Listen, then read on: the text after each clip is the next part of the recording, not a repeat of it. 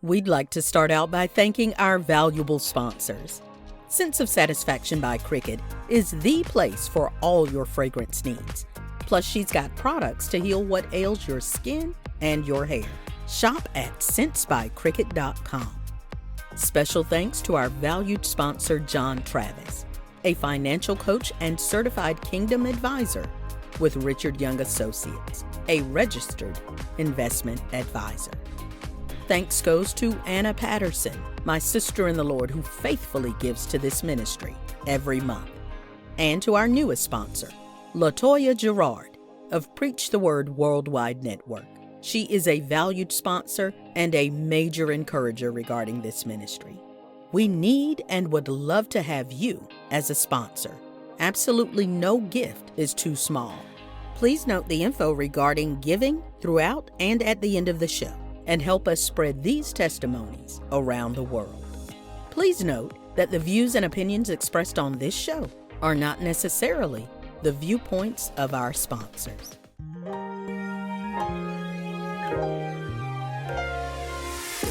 It's time to hear the story, make the connection, learn the lesson, and gain the wisdom.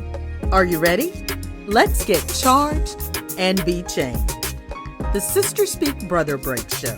Conversations on grace, healing, and deliverance. This is Marcy Bush. Come on, let's journey together.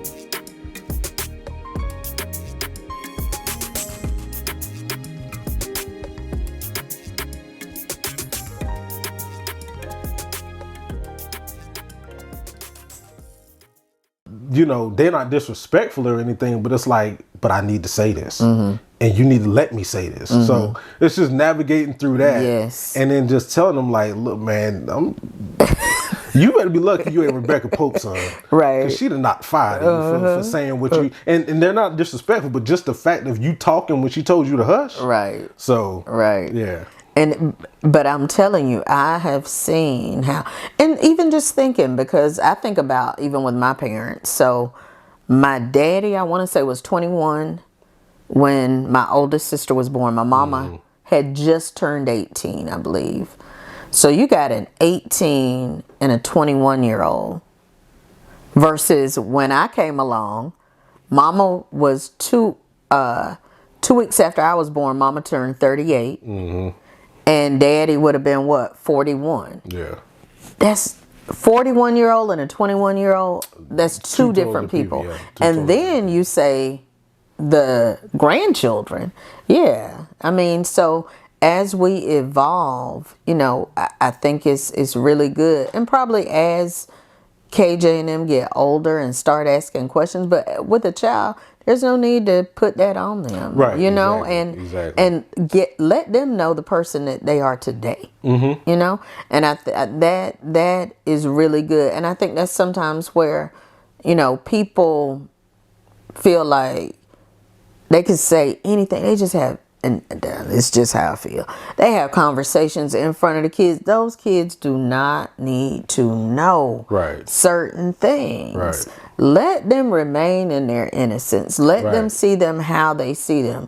Because their relationship with that person and your relationship with that person could be totally different. And you could talk to my kids today. They think the world of my dad. They didn't get a chance to know my mom because my mama passed away before my oldest was even born. Right. But they know her. And I talk about her all the time. Even my 4-year-old, he knows her. When he sees a picture of her, he knows who that is. And he knows, he'll say, you know, is Nana Beck in heaven? Is Grandmommy in heaven? And I'll tell him, yeah. And he'll ask some questions and I'll answer them. But KJ, he knows probably my dad the best. And even Carter at 4 years old, he knows him. And he knows where he is. He knows he's in heaven. And they thought the world of them. They really did. And I'll never do anything to change that perspective of them. Now, if they get older and they ask them questions, I'll explain to them what happened, but I'll make sure it's in a way that I don't change their view of him, because who you know him as, that's who he is to you. That's right. So I always wanted, and like I said, even when they were born, I wanted to make sure that I didn't put that on them because that's not right. Right. That's not their journey. That's not their life. That they didn't live that life. Right. They didn't experience that. So I didn't want to put that on them. That's good. That's good. So we're gonna jump back to where you were about to head. So you and I like the way this going. It's not in line, but I like the way it's going. So when it came to Beck, your mom, my sister, do you remember the conversation when she told y'all she had cancer? Or did you notice anything before that? Could you tell that anything was going on? When she told us, she still looked the same. You wouldn't have known anything. I remember where we were. We were in the living room of our house up in Aiken. Do you remember her trying to get the girls home? Because Jessica and Jill were in Nashville. Probably living in Nashville. I remember it happening, but I'm not gonna say yeah. But nothing where it wasn't seem like she was making it so urgent where it raised a red flag for me. I didn't know anything, and so when she told us. It was a huge blow. I didn't get devastated or anything, but it was huge because, my mama was my world. I'm not a mama's boy or anything. I never have been. But if you want to talk about looking to somebody for guidance, she is the person who really molded me into who I am today. So it was a huge blow. But anybody that knew her, and even during that time, she was optimistic about it the entire time. So I'm like, okay, I'm going to be here for my mama. I'm going to do what I need to do. And I'm going to keep this same outlook. So I'm not going to lie. I was optimistic about the entire thing up until the very end. Me too. Until the very end. Yes. I was optimistic about the entire process. And it was, for us, I know people have these, or when their family members go through this journey with cancer, it's this long drawn out thing. This was one hit or quitter for us. It was like she told us about it and a year later it took her out. Yeah. And it was tough seeing her go through the things that she went through, but just seeing her upbeat at every single turn. I couldn't help but be upbeat about it. And just her faith in God, and that's the biggest thing she really just put out. Just like God is gonna keep us, God is gonna do something with this, and so that's even as somebody who grew up in the church, that's hard to hear, you know what I'm saying? But I'm rocking with you. I'm right here with you, Mama. We gonna get through this together, right? And so for me, it wasn't like I thought my world was finna end or anything like that, but it was definitely something that was tough to hear. But I think she built us, or I can speak for me, built me to be able to withstand something like that and be able to go through it and not let it affect how I go through life on every day. Right, because I remember. So I think she told y'all first. And then we all met at Mama's and Daddy's, and she told us, and like you said, so she went through the chemo and radiation, surgery, everything, but it was metastatic. It was fast moving, progressive. I'm like you, I was like, okay, we're gonna be fine. Yeah, I mean, and that's what she put out. Yeah, we're fine. Yep. And I remember the one word. Restoration. She heard restoration. Yep. And even now, it just reminds me that we don't always. I don't doubt that she heard it. Right. But sometimes it doesn't come in the form that we think it's going to come in. Yeah. I mean, when she told me, I thought it. excuse me. I thought it meant her physical body being restored. Right. And I don't think it was until even years afterwards, and you and I had a conversation, and you kind of explained to me what you felt like it meant, and it kind of started making sense to me. So yeah, and so she went through that journey, like you said, just faith filled, exuding faith, charging other people's faith, and so. I know it was a difficult time for everybody to navigate because your mama was, I always see her as the hub, you know, and sometimes you might think that, oh, that would be the parents, you know, but Beck was the one that touched everybody. Like, no matter who hadn't talked, you could say, have you talked to, I talked to him. She was going to have spoken with anybody and everybody. Right. At church, she was the go-to. It was like she was always this connector, or everybody connected to her. Yeah. She was gonna squash anything. Yeah. If Yeah. like Beck was bossy, but she was gonna tell you what you was gonna do, and you were gonna do it. Right.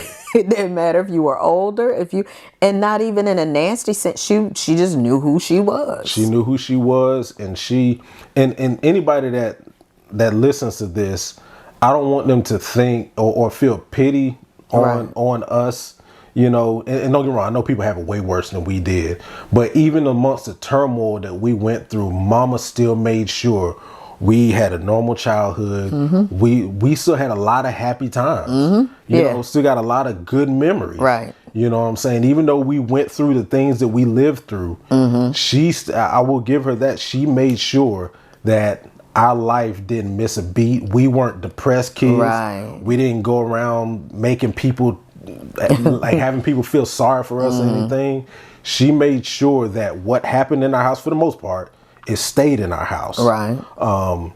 And it kind of affected, you know, on the outside, because people would look at us like basically even some of our family members would look at us crazy, because, you know, our dad would try to come up and talk to us or joke with us or something like that, and we'd be like looking at him like looking at him sideways and just like, what you want? And so they be like, why you talking to your dad? I'm like, he don't talk to me at the house. I'm not finna talk to him here. I'm not finna fake it. You know, so so we did get that from time to time. That's how some stuff kind of spilled. And I'm sure she talked to you guys, you know, y'all as well. But that's how some of the stuff spilled outside of the house. But unless you saw it, most of the time nobody knew, you know, we were going through it. We were going through. Right.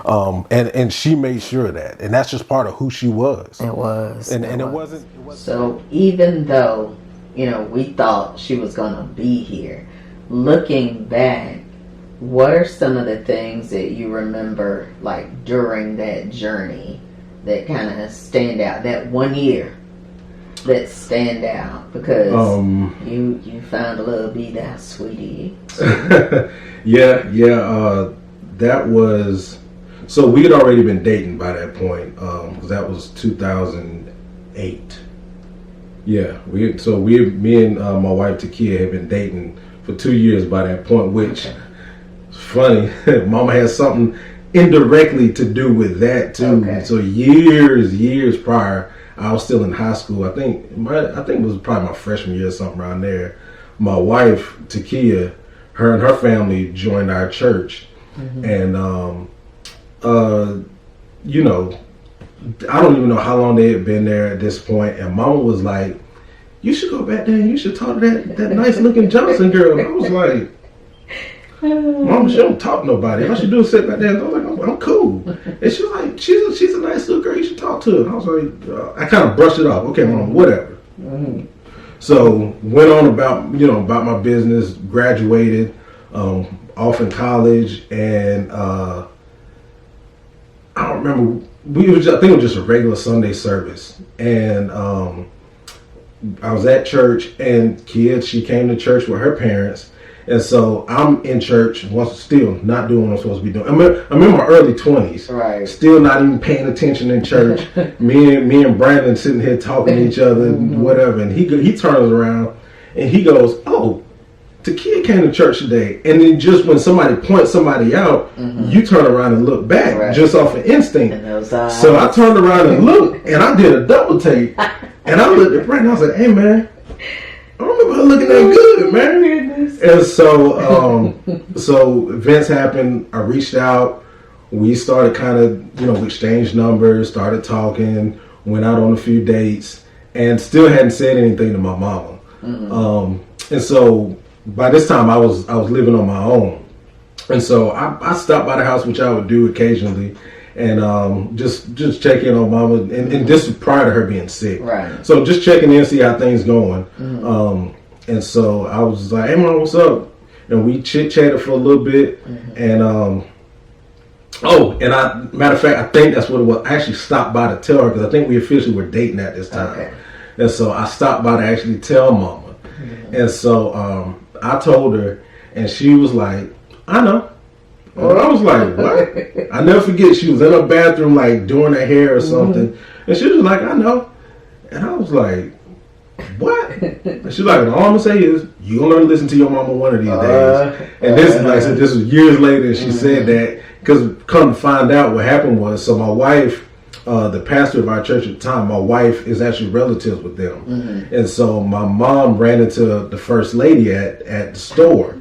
And so, excuse me, they had a little conversation, whatever. And as they were leaving, the first lady was like, oh, hey, Beck, tell Kevin I'm rooting for him. And mama said, she was like, what you talking about? And so she told her, because of course, with them being related to them, and then us being in, our family was in the church, Takia's mom mainly went to them and started asking questions about me. And so that's how mama found out. And that's all she ever said to me about it, was just like, you gonna learn to listen to your mama one of these days. So she had pre-approval. So she had pre-approval. So like I said, by this time, fast forward, we had been dating a couple of years, and this was 2008. So that was I think October, November. Mama told us that she was diagnosed, and so around that time, like I knew like, okay, Takia's the person I want to be with, and I was starting to think about marriage. So matter of fact, I hadn't already moved back home. Because I moved back home because I had a conversation with mama, because I knew that I wanted to propose to Kia, and so I moved back home to start saving money to find another place to stay. So I moved back home, and mama knew, and I went about my way, found a ring that I could afford. I was broke, but whatever. Found a ring that I could afford at the time, and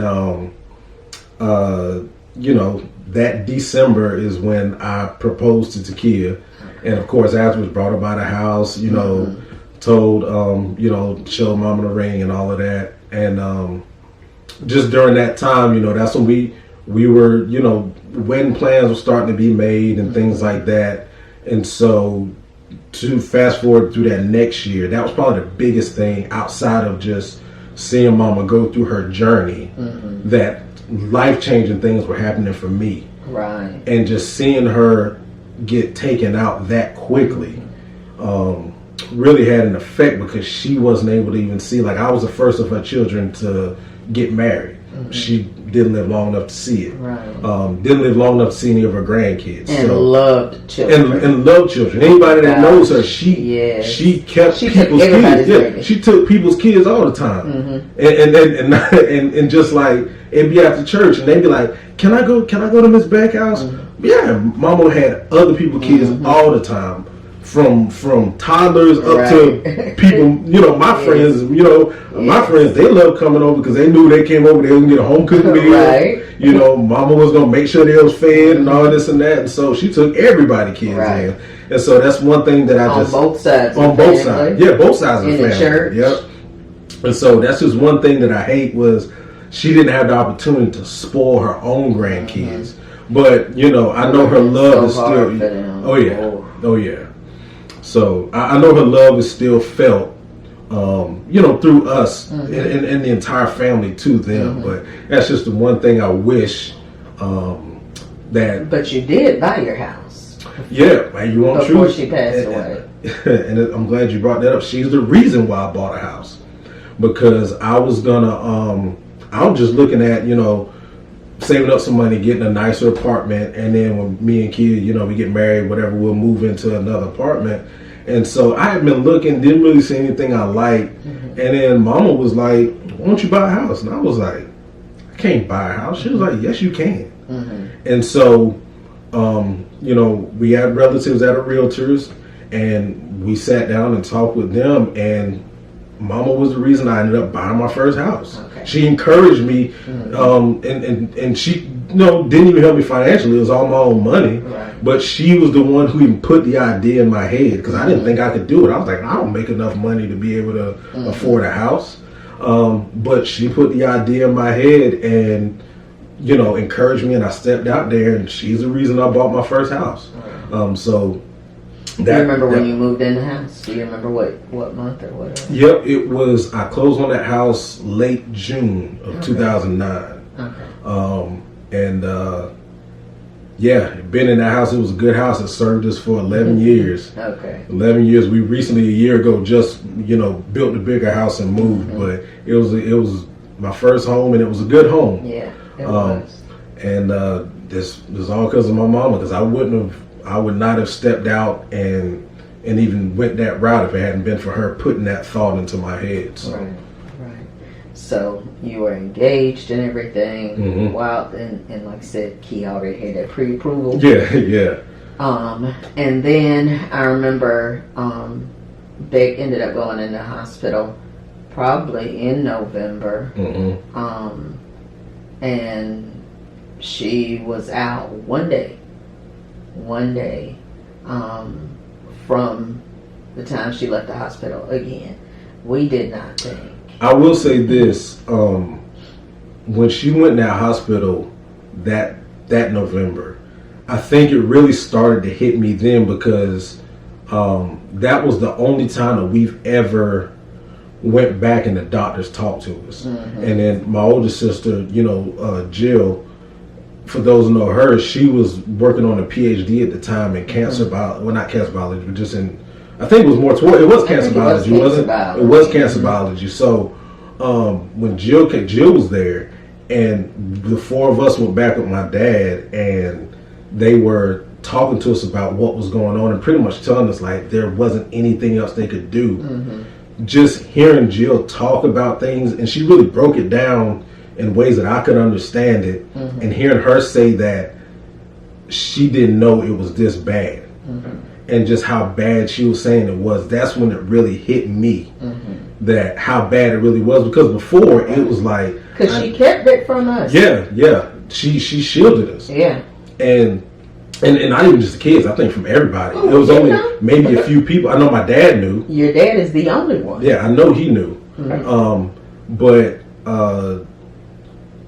it was just, for me, it was like, okay, she's got cancer. I know it's nothing good, but we working through this thing. Right. And it wasn't until then that I knew how bad it really, really was. They really told us that her case was that doctor said that was one of the most aggressive cases he had ever seen.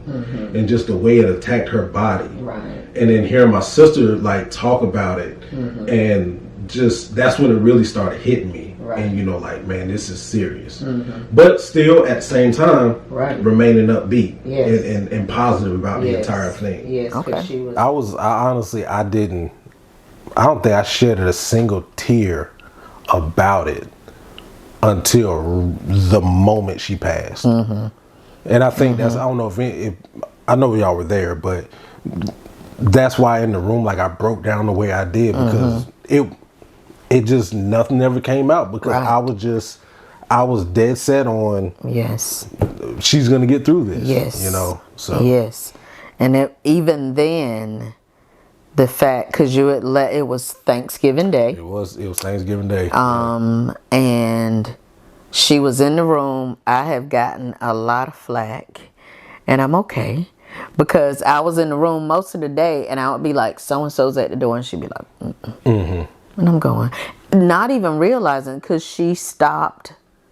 She was talking the night before, cracking jokes. She was talking that morning. I don't remember what time I got over there, but that morning-ish, because I came in and I went to the room where she was at, and I just remember that day vividly.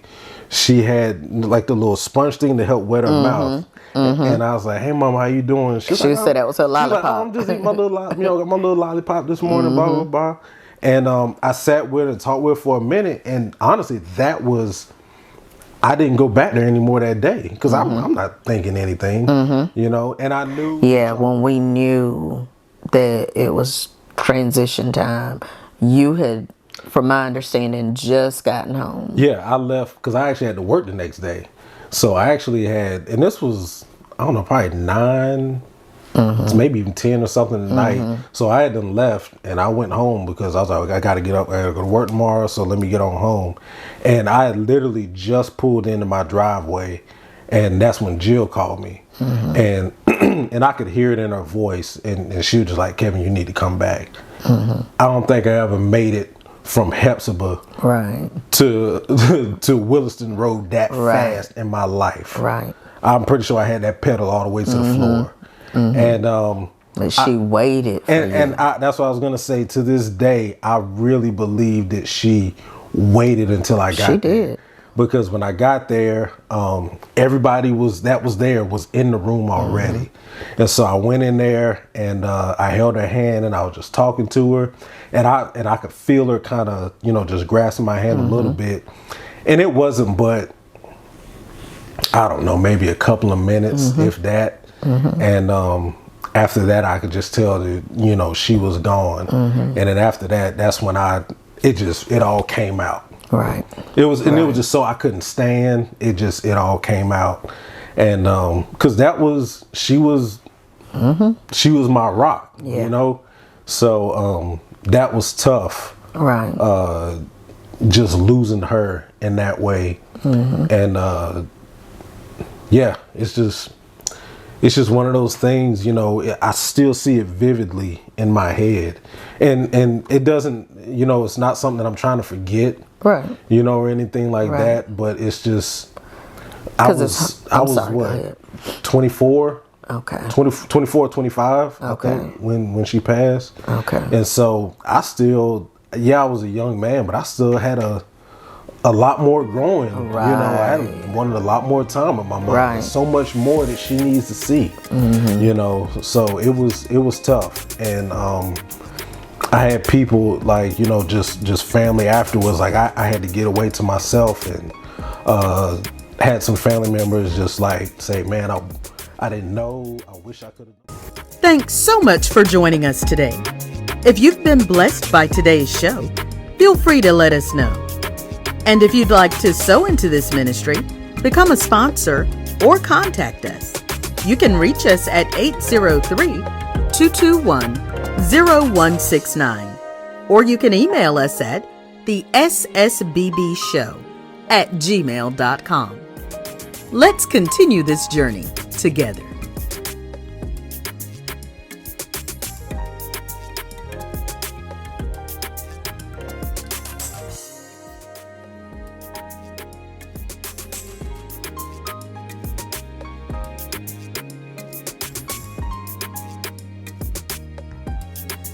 We need and would love to have you as a sponsor.